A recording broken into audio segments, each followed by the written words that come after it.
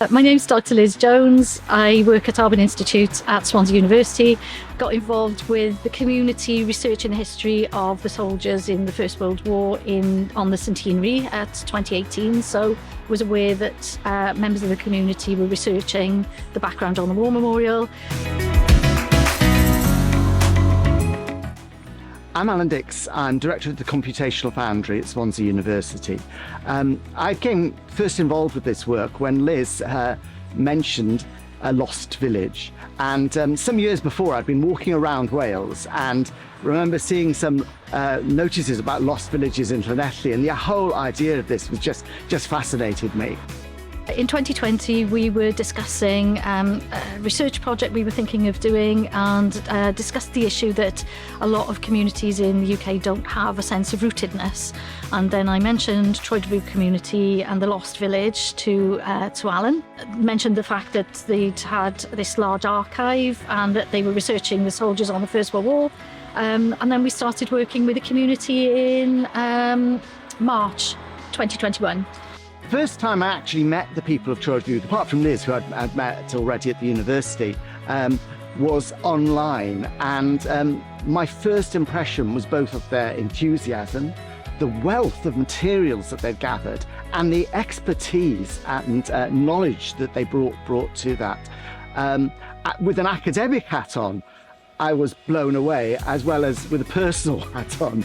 I was just embraced into this community, so I almost felt as if I was part of it.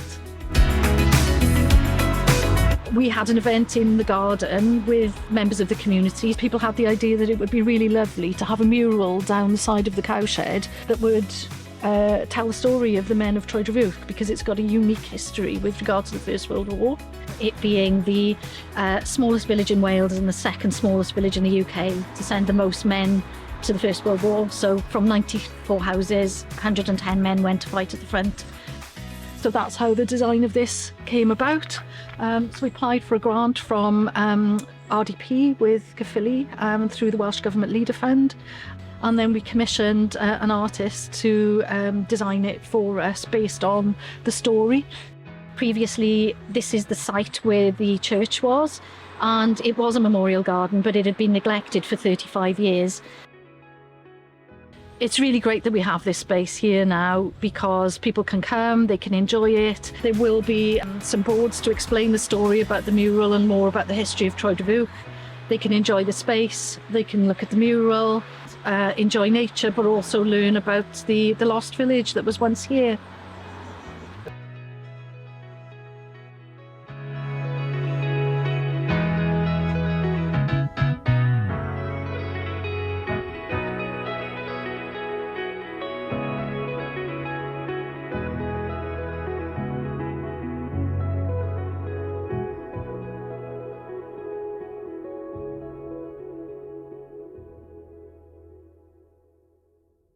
Some of the things we've talked about doing here involve quite advanced technology. Some PhD students from Swansea have been 3D scanning the materials that used to be in the church, the old candlesticks and things like that, with the idea of producing a virtual reality reconstruction of the church, and perhaps one you can see in situ and see where things would have been.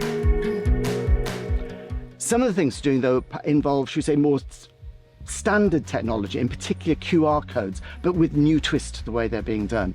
So we're going to have around the gardens here small posts, one for each of the soldiers that died during the two wars, that you can scan with the QR code, find more about the soldiers, but also there will be an open infrastructure that will enable us to do different kinds of research. For instance, having school visits with material for them, or perhaps treasure trails and things like that.